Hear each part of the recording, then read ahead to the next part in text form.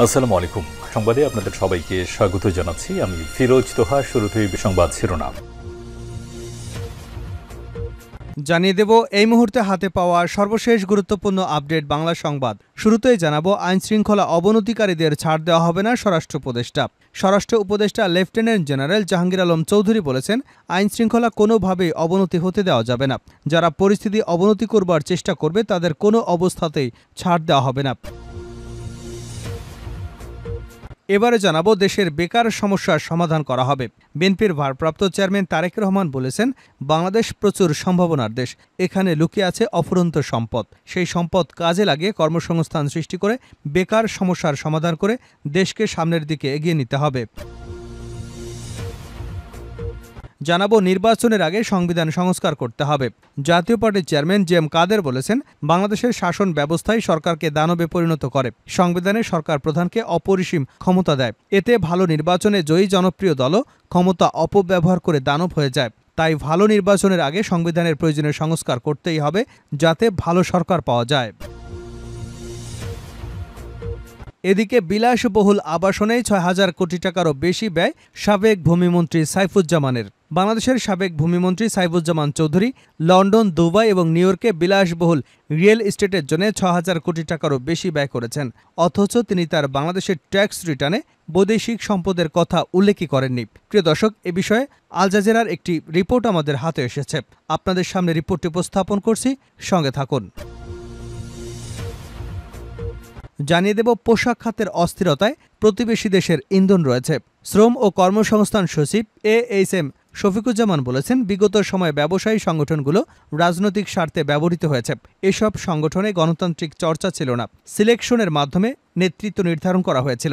ব্যবসায়ীরা এমপি মন্ত্রী হলে স্বার্থের দ্বন্দ্ব তৈরি হয়। পাশাপাশি পোশাক শিল্প সম্পর্কে আন্তর্জাতিক গণমাধ্যমে নেতিবাচক সম্পদ পরিবেশনের অপচেষ্টা করা হয়েছে, যাতে আমাদের বৈদেশিক রপ্তানি সংকুচিত হয়। এছাড়া ভুল তথ্য ছড়িয়ে একটি মহল শিল্প এলাকায় অস্থিরতা সৃষ্টি করছে। তৈরি পোশাক খাতে অস্থিরতার পেছনে প্রতিবেশী দেশের ইন্ধন রয়েছে। এবং সর্বশেষ জানাবো আন্তর্জাতিক সংবাদ। মধ্যপ্রাচ্যে আরেকটি যুদ্ধের আশঙ্কার মধ্যে ইরানের বার্তা। ইরানের প্রেসিডেন্ট মাসুদ পেজেশকিয়ান ইসরায়েলকে রক্তপিপাসু উল্লেখ করেছেন। তিনি দেশটির কার্যক্রমে নিন্দা ও কটাক্ষ করেছেন। তেহরানের ইরানি সশস্ত্র বাহিনীর উদ্দেশ্যে দেওয়া এক বক্তব্যে তিনি এ মন্তব্য করেছেন। শনিবার আল জাজিরার প্রতিবেদনে এ তথ্য জানানো হয়েছে। পেজেশকিয়ান দক্ষিণে লেবাননের ইরান সমর্থিত হিজবুল্লার সিনিয়র কমান্ডারদের এক সমাবেশে মারাত্মক হামলার একদিন পরে সেনা সমাবেশে যান এবং এসব কথা বলেন। এতক্ষণ শিরোনাম শুনছিলেন, এবার বিস্তারিত। প্রিয় দর্শক, আপনি যদি এই চ্যানেলে নতুন হয়ে থাকেন, ভিডিওটি দেখতে দেখতে চ্যানেলটি সাবস্ক্রাইব করে আমাদের সঙ্গে থাকুন। আর এই ভিডিও সম্পর্কে আপনি আপনার মূল্যবান মতামতটি কমেন্ট বক্সে জানিয়ে দিন। আর হ্যাঁ প্রিয় দর্শক, জানিয়ে দিন ভিডিওটি কোথা থেকে দেখছেন।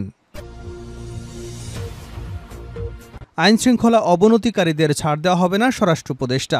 স্বরাষ্ট্র উপদেষ্টা লেফটেন্যান্ট জেনারেল অবসরপ্রাপ্ত জাহাঙ্গীর আলম চৌধুরী বলেছেন, আইনশৃঙ্খলা কোনোভাবেই অবনতি হতে দেওয়া যাবে না। যারা পরিস্থিতি অবনতি করবার চেষ্টা করবে তাদের কোনো অবস্থাতেই ছাড় দেওয়া হবে না। দুপুর 12টায় রাঙামাটির রিজিয়নের প্রান্তিক হলে বিভিন্ন শ্রেণী পেশার মানুষের সঙ্গে মত বিনিময় সভা শেষে সাংবাদিকদের একথা বলেন তিনি। উদ্বুদ্ধ পরিস্থিতি নিয়ন্ত্রণে রাঙামাটি জেলার বিভিন্ন রাজনৈতিক দলের প্রতিনিধি ও গণ্যমান্য ব্যক্তিদের সঙ্গে স্বরাষ্ট্র উপদেষ্টার নেতৃত্বে সরকারের উচ্চ পর্যায়ের প্রতিনিধি দলের সঙ্গে সভা অনুষ্ঠিত হয়। স্বরাষ্ট্র উপদেষ্টা জাহাঙ্গীর আলম চৌধুরী বলেন, একটি উচ্চ ক্ষমতা সম্পন্ন তদন্ত কমিটি গঠন এবং এর সুষ্ঠু তদন্ত করা হবে।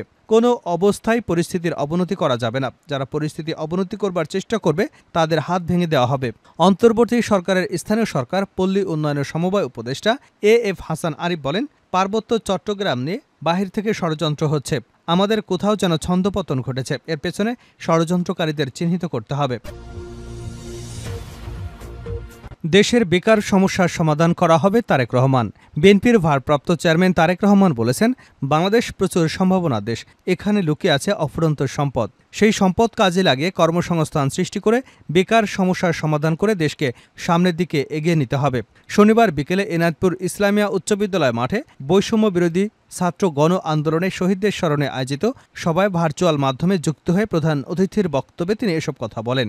তারেক রহমান আরও বলেন, কোনো অবস্থাতেই বৈষম্য বিরোধী ছাত্র গণ আন্দোলনে বীর শহীদদের রক্ত বৃথা যেতে দেওয়া হবে না।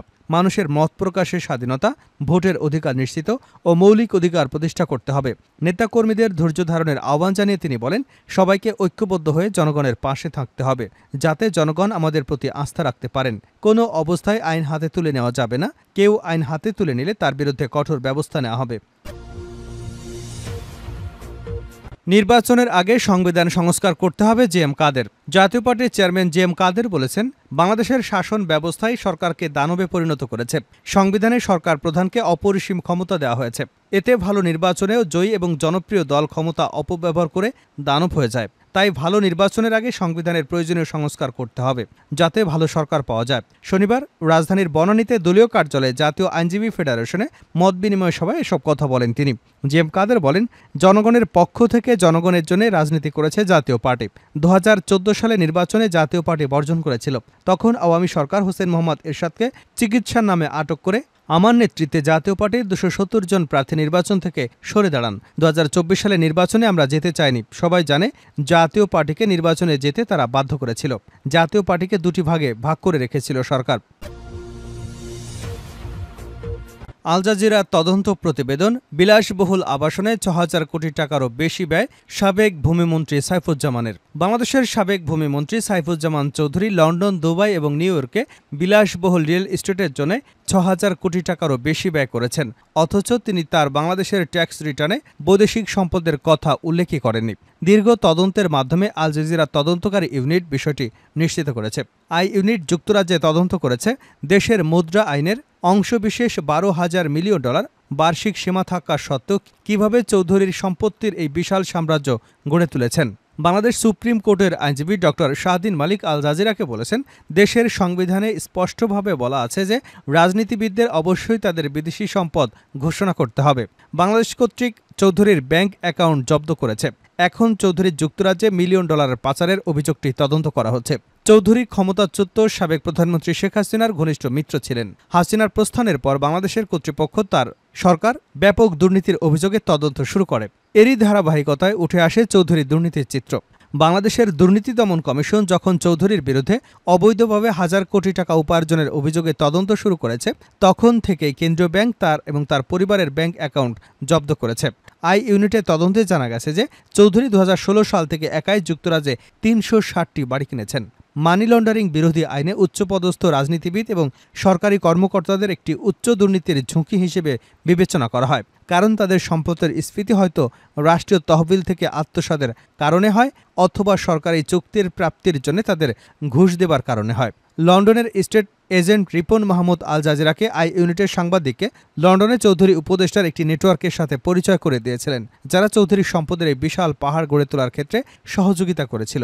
ওই নেটওয়ার্কে রয়েছে চার্লস ডগলাস, যেটি শতাধিক সম্পত্তি ঋণ পুনঃ অর্থায়নে তার জন্য কাজ করেছিল, পরেশ রাজা, যিনি তার কোম্পানির মার্কেট ফিনান্সিয়াল সলিউশন এবং তার অন্যান্য ব্যবসার মাধ্যমে শত শত ঋণ গ্রহণ করেছেন, সিঙ্গাপুরের ব্যাংক ডিবিএস-এর রাহুল মার্দে, যেটি মন্ত্রীকে টাকাও ধার দিয়েছে। একজন উচ্চপদস্থ রাজনীতিবিদ হিসেবে তাকে রাজনৈতিকভাবে গুরুত্বপূর্ণ ব্যক্তি হিসেবে শ্রেণীবদ্ধ করা হতো। যুক্তরাজ্যে স্টেট এজেন্ট, ব্যাংক, ঋণদাতা এবং আইনজীবীদের সাথে কাজ করার সময় অতিরিক্ত যাচাই বাছাই এবং কঠোর চেকের প্রয়োজন হতো। অনুসন্ধানের প্রতিক্রিয়ায় চৌধুরী আল জাজিরাকে বলেছিলেন, তার বিদেশি সম্পত্তি কেনার জন্য ব্যবহৃত তহবিল বাংলাদেশের বাইরে বৈধ ব্যবসা থেকে আসে। চৌধুরী অগাস্টে বাংলাদেশ থেকে পালিয়ে যান। তিনি দাবি করেন যে তিনি পূর্ববর্তী সরকারের সাথে যুক্ত ব্যক্তিদের বিরুদ্ধে রাজনৈতিকভাবে উদ্দেশ্য প্রণোদিত হেনস্থার শিকার। Charles Douglas solicitor, market financial solution, Paresh Reza, ADBS bank এবং রিপন মাহমুদ আল জাজিরাকে বলেছেন, তারা চৌধুরীর উপর শক্তিশালী অ্যান্টি মানি লন্ডারিং চেক চালিয়েছেন। তারা আরও বলেছে যে তার তহবিল বাংলাদেশ নয়, সংযুক্ত আরব আমিরাত, মার্কিন যুক্তরাষ্ট্র এবং যুক্তরাজ্যের বৈধ এবং দীর্ঘস্থায়ী ব্যবসা থেকে এসেছে। শেষ করছে আন্তর্জাতিক সংবাদ দেব। মধ্যপ্রাচ্যে আরেকটি যুদ্ধের আশঙ্কার মধ্যে ইরানের বার্তা। ইরানের প্রেসিডেন্ট মাসুদ পেজেশকিয়ান ইসরায়েলকে রক্তপিপাসু উল্লেখ করেছেন। তিনি দেশের কার্যক্রমের নিন্দা এবং কটাক্ষ করেছেন। তেহরানে ইরানি সশস্ত্র বাহিনীর উদ্দেশ্যে দেওয়া বক্তব্যে তিনি এ মন্তব্য করেন। শনিবার আল জাজিরার প্রতিবেদনে এ তথ্য জানানো হয়েছে। পেজেশকিয়ান দক্ষিণে লেবাননে ইরান সমর্থিত হিজবুলার সিনিয়র কমান্ডারদের এক সমাবেশে মারাত্মক হামলার কয়েকদিন পরে সেনা সমাবেশে যান এবং এসব কথা বলেন।